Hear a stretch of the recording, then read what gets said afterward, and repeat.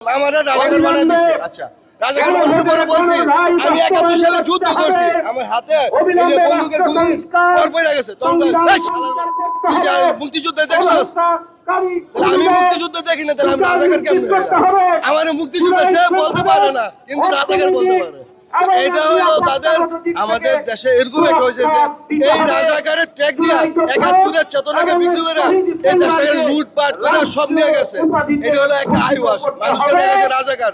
ভারত যেমন দেখায় হিন্দু আর মুসলিম দাঙ্গা লাগাইতেছে, ঠিক সেম এই ৭১ রাজাকার দেখে লুটপাট করে নিয়ে গেছে।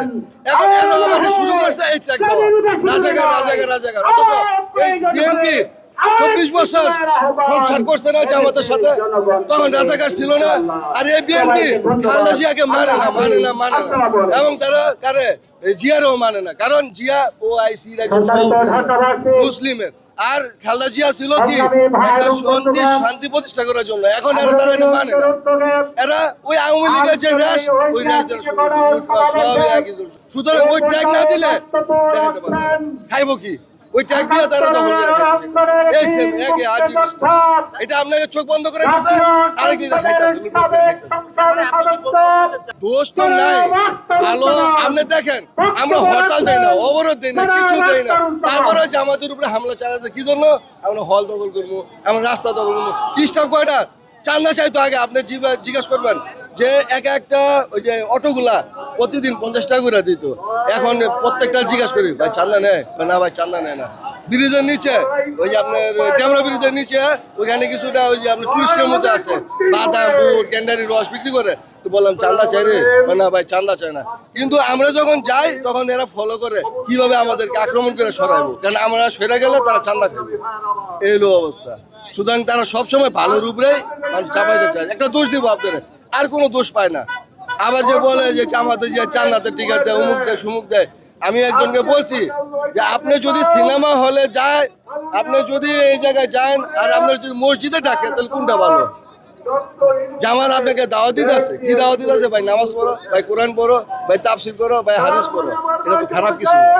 আজকে পর্যন্ত আপনি যে নেতাদের পিছনে ঘুরছেন, সেই নেতারা আজকে পর্যন্ত আপনারা কইছে ভাই তুমি নামাজ পড়ো। চোখটা বন্ধ হয়ে গেলে নামাজের জন্য মুসলমান একজন ডাকা হয়। কারণটা কি? যে ভাই এইটাই শেষ, আর কিন্তু ফিরবেন না। ফিরবেন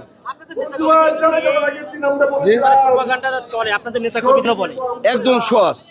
আপনার জান্নাতের টিকিট আমিও আপনার দিয়ে দিতেছি, এখন দিয়ে দিতেছি লিখিত। এটা ছাড়তে না, সারা ওয়ার্ডে ছড়াই দিয়ে আমি এখন দলিল দিয়ে দিতেছি, আপনি জান্নাতে যাবেন ১০০-তে ১০০।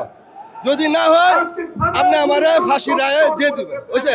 আচ্ছা, ১ নাম্বার আল্লাহ তাআলা তো বলতেছে কোরআন, যদি কোরআন পড়েন তাহলে জানবেন, বলতেছে এটাই আমি পরিপূর্ণ করে দিছি তোমাদের জন্য, আর এইটা যে মানবে সেই জান্নাতে যাইব। বলতেছে কি সূরা আপনার মায়দার মধ্যে, সূরা আল ইমরানের মধ্যে ১৯ নম্বর আয়াতে ইসলামই হচ্ছে একমাত্র দিন। আবার ১০১ নম্বর আয়াতে বলতেছে যদি এই দিনকে তুমি না মানো তাহলে তুমি জাহান্নামী। সুতরাং আমি যদি দিন মানি তাহলে কি? দিন মানে ধর্ম, আল্লাহ তাআলা মনোনীত দিন মানে ইসলাম। এটা আমরা ভাই নারী গঠিত যে ঘটনাটা ঘটছে, এটা ভাই আমি আজকে মানুষ না, আমি একটা মানুষ না, মানুষ। শয়তান রাসূল সাল্লাল্লাহু আলাইহি ওয়াসাল্লাম বলছে প্রত্যেকটা মানুষের সাথে শয়তান থাকে। সাহাবী একজন জিজ্ঞাসা করছে ইয়া রাসূলুল্লাহ আপনার কাছেও কি শয়তান আছে? আমার সাথেও শয়তান আছে, কিন্তু আল্লাহ তাআলার রহমতে শয়তান আমাকে ধোঁকা দিতে পারে না। সুতরাং শয়তান সবসময় নফসের ভিতরে আপনি ধোঁকা দিব। দেখবেন যারা হাফেজ মাদ্রাসায় পড়ে তাদেরকে শয়তান বেশি আক্রমণ করে। এরকম কি এই শয়তান যে আমরা সমাবেশ করি, সংসদ বসে, শয়তানেরও একটা সংসদ বসে। শয়তানে কি বলছে? তুমি কি করছো, তুমি কি করছো, তুমি কি করছো? ছোট্ট করে একটা শয়তান বসে রয়েছে। ওই শয়তানে কয় উস্তাদ আমি আজকে কিছু করতে পারি না। ভাই কি করছো কও? ভাই একটা ছেলে মাদ্রাসায় যাইতেছিল, আমি তার টাকাটা পানিতে ফেলাই দিচ্ছি, সে আর মাদ্রাসা যাইতে পারে না। ভাই তুই তো বড় কাজ করছো একটা, কারণ সে যদি মাদ্রাসায় যেত তাহলে সে আলেম হয়ে যেত, তাহলে তুই সবচেয়ে বড় পুরস্কারটা পাবি। শয়তানের ধোঁকায় ভাই কে কখন হয়ে যায়? সবাই তো মানুষ, সবাই ভুলে ভুল হয়ে যায়।